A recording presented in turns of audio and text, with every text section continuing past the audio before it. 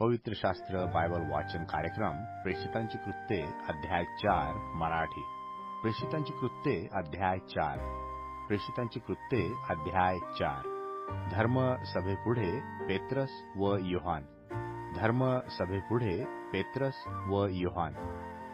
ते लोकांबरोबर बोलत असता त्याचवर याजक, मंदिराचा सरदार व सदोकी हे चालून आले, कारण ते लोकास शिक्षण देऊन येशूच्या द्वारे मेलेल्यातून पुन्हा उठणे होईल असे प्रसिद्धपणे सांगतात. याचे त्यास अतिशय वाईट वाटले.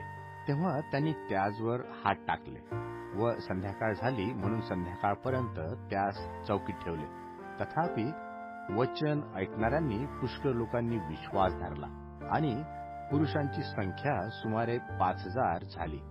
नंतर दुसऱ्या दिवशी असे झाले की त्यांचे अधिकारी, वडील व शास्त्री हे आणि मुख्य याजक हन्ना, कैफा, योहान, अलेक्सांद्र व मुख्य याजकाच्या कुळातील जितके होते तितके यरुशलेमात एकत्र झाले आणि त्यांनी त्यास मध्ये उभे करून विचारले, हे तुम्ही कोणत्या सामर्थ्याने किंवा कोणत्या नावाने केले? तेव्हा पेत्र पवित्र आत्म्याने पूर्ण होऊन त्यास म्हणाला, अहो अधिकाऱ्यांनो व वडीलजनांनो, एका दुर्बल मनुष्यावर कसा उपकार झाला, म्हणजे तो कशाने बरा झाला याविषयी आमची चौकशी आज व्हावयाची असेल तर तुम्हा सर्वांस व इस्रायल लोकास हे कळावे की ज्याला तुम्ही वधस्तंभावर खिळून मारले, ज्याला देवाने मेलेल्यामधून उठविले, त्या नासोरी येशू ख्रिस्ताच्या नावाने हा मनुष्य बरा होऊन तुमच्या पुढे उभा राहिला आहे. जो धोंडा तुम्ही बांधणाऱ्यांनी तुच्छ मानला असता कोनशिला झाला, तो हाच आहे आणि तारण दुसऱ्या कोणाकडून नाही, जेणेकरून आपले तारण व्हावयाचे असे दुसरे नाम आकाशाखाली मनुष्यांमध्ये दिलेले नाही.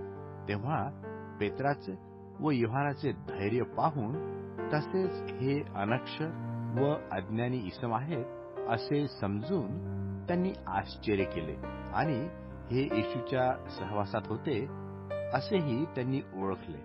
तरी त्या बरे झालेल्या मनुष्यास त्यांच्यासमोर उभे असलेले पाहून त्यांच्याने काही विरुद्ध बोलवेना.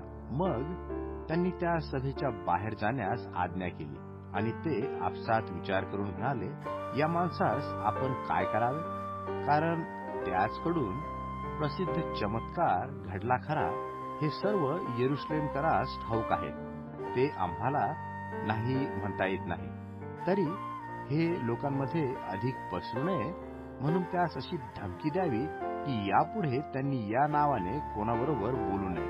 मग त्यांनी त्यास बोलावून असे निक्षून ताकीद दिली की येशूच्या नावाने अगदी बोलू अगर शिकूही नका. परंतु पेत्र व योहान यांनी त्यास उत्तर दिले की देवापेक्षा तुमचे ऐकावे हे देवाच्या दृष्टीने योग्य की अयोग्य आहे, याचा तुम्हीच विचार करा.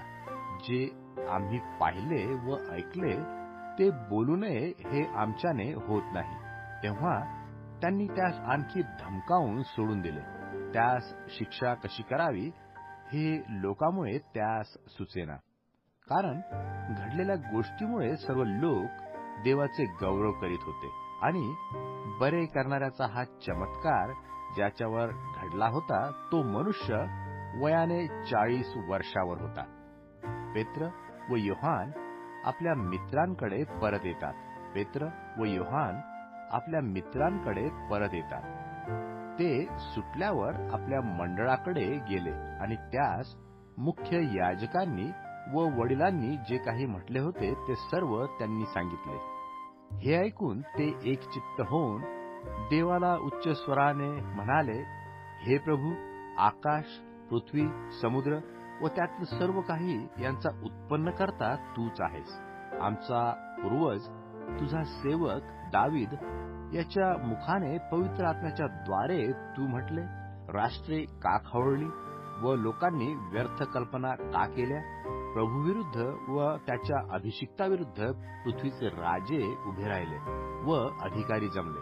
कारण खरोखरच तुझा अभिषिक्त म्हणजे तुझा पवित्र सेवक येशू याच्या विरुद्ध या शहरात विदेशी लोक व इस्रायल लोक यांच्या सुद्धा हेरोद व पंतय पिलात हे एकत्र झाले, यासाठी की जे काही घडावे म्हणून तू स्वहस्ते व स्वसंकल्पाने पूर्वी नेमले होते ते त्यांनी करावे.